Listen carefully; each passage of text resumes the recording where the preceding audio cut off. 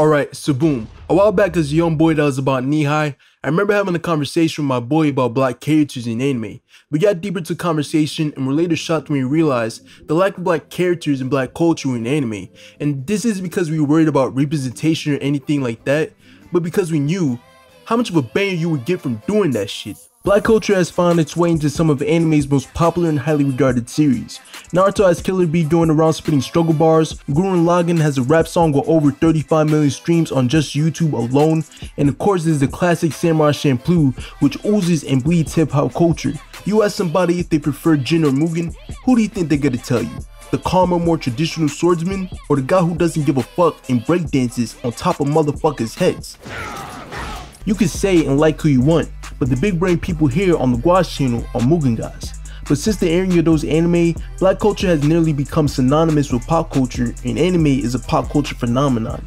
These two aspects make black culture and anime have a closer relationship than you would think.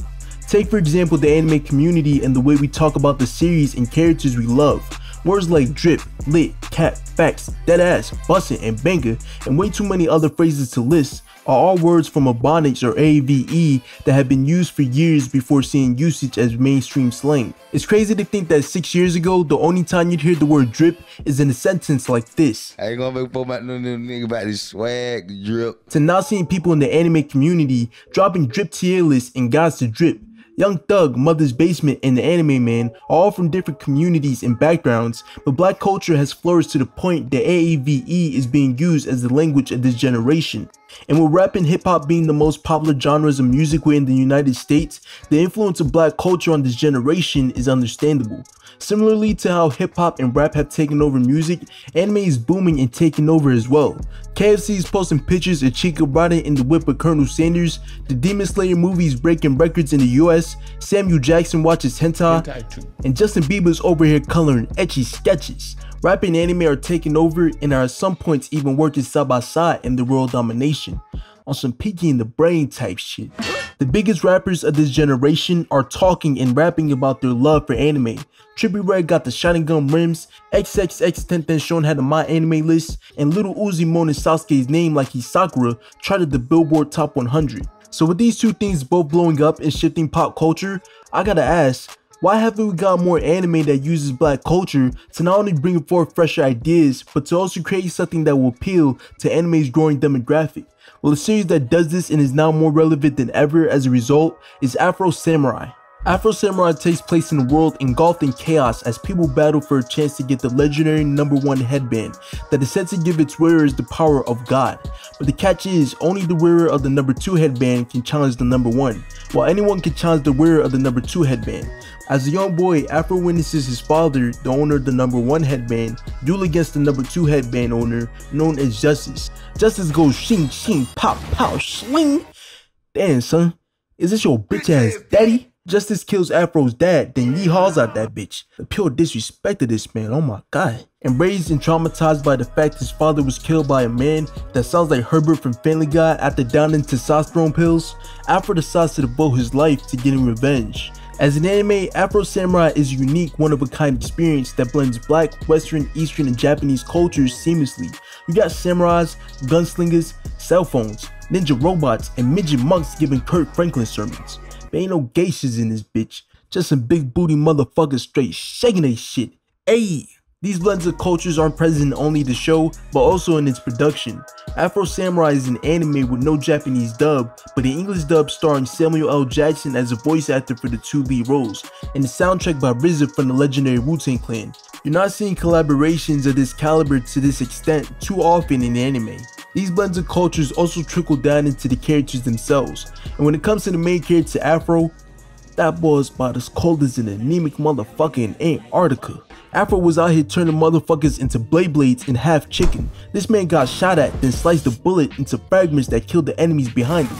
You know this man got some serious hacks going on when even his ops are wondering how the hell he was pulling this shit off. That's impossible! When Afro wasn't turning people into living shish kebabs and defying physics, he'd hit the bar and get some, not Henny, but lemonade, that he would sip from a straw with a golden tip. Ladies and gentlemen, this is what you call sauce. Afro has that mopey anime protagonist feel with the grumpiness of one of your local old heads from up the block. Hey, shut the fuck up. But other than the fact that he's a pleasant blend of that anime and blaxploitation cool, What about the smile? I am smiling. there's not really much going on with Afro. Throughout the 5-episode OVA and the hour-and-a-half movie, this man says only about a good 8 sentences, which is only a healthy sized paragraph depending on how much you remix from Spark Note summaries. The most you're gonna hear from Afro is him telling his travel partner Ninja to shut the hell up. Shut up. So while at first Afro may sound a tad boring from this description, he has a dynamic relationship with his polar opposite Ninja that creates some entertaining moments. When it comes to Ninja, he's just like me. For real. You got a motherfucking RPG? A RPG in a motherfucking backpack? Ninja is a fucking riot. He had me cheesing throughout the anime and movie and at some points even laughing. This is something that rarely happens with me in anime. The whole oops, I slipped into some titties jokes don't really hit the spot for me, but seeing Ninja roast the hell out of Afro's forehead for 30 seconds straight is something I can get behind. You a big headliner, a headmaster. Ninja speaks on the crazy anime stuff you get from this series while adding some humorous commentary that in a weird way feels like he's saying what the audience is thinking. But for some people Ninja might be a little too overbearing, but later on the series gives reasoning for Ninja's outspokenness. If there's one word I would use to describe Afro Samurai, it would be cool. The art style looks great, animation is good, the fights are smooth, bloody and messy, and the way Afro's hair defies gravity and flows in the wind just exudes sauce. The music is booming and full of personality, and when it hits. But there are a few times I've questioned the selection of the tracks used. This man right here is having his whole villain origin story. Why do I hear this loud ass tuba in the back?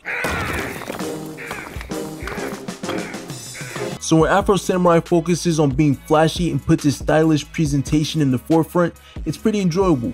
Afro Samurai is at its best when it does and executes cool stuff, but when it decides to slow down and focus on the story, that's when things get a bit shaky.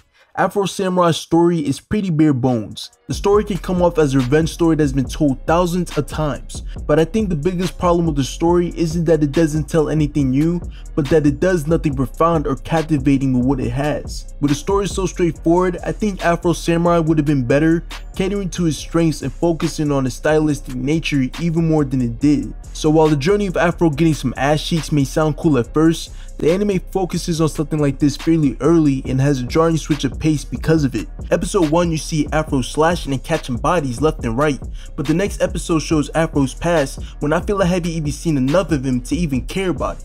I feel the anime would have gone a lot smoother if they slowly started to incorporate these more serious tones instead of doing a complete 180 from the fast-paced action we're set to expect from the first episode. Instead of just giving us Afro's backstory up front, the anime could have slowly built up our interest over time, give us bits and pieces to make us wonder why Afro is the way he is, and drop his backstory at a time where it would feel actually impactful. Afro Samurai has a good amount of concepts and ideas, but at times it feels like it doesn't use them to their full potential.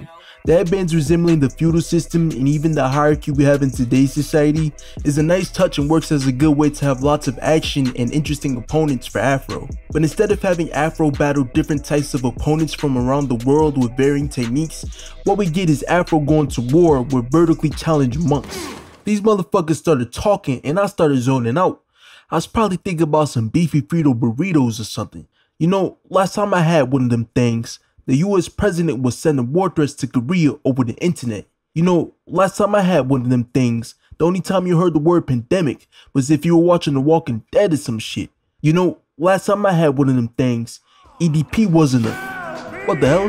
Y'all hear that? Is the sound of the 7 Buddha doors interrupting my late night thoughts about Taco Bell to talk about some shit no one cares about. I thought these guys were gonna be gag characters. Why the hell were they expecting us to take the peanuts from the Proud Family movie seriously? I feel Afro Samurai could have used the system of the headbands to give us more interesting and compelling villains, or at the very least, a group that's worth taking seriously. So while Afro Samurai may come off as a simple story, I think it says a lot that the series came out to the positive response that it did. In my opinion, Afro Samurai at the very least deserves credit for trying something new in this medium. If you take a look with open eyes, you'll see how influential black culture is on this generation, not only in the US but worldwide. So with that said, I think if more anime took inspiration from black culture, then we could get some pretty neat and unique stories that could also reach a wider audience. And with Netflix recently releasing Yasuke, produced by MAPPA, it would seem companies are beginning to share this idea. So overall, I would love to see something like Afro Samurai come out nowadays with just as much attention to its presentation, but with a tighter knit story. I would say to give Afro Samurai a shot if you could look past this story and enjoy the vibes. But that's it for this video. Join the Discord link down below. Like, comment, subscribe, and ayy!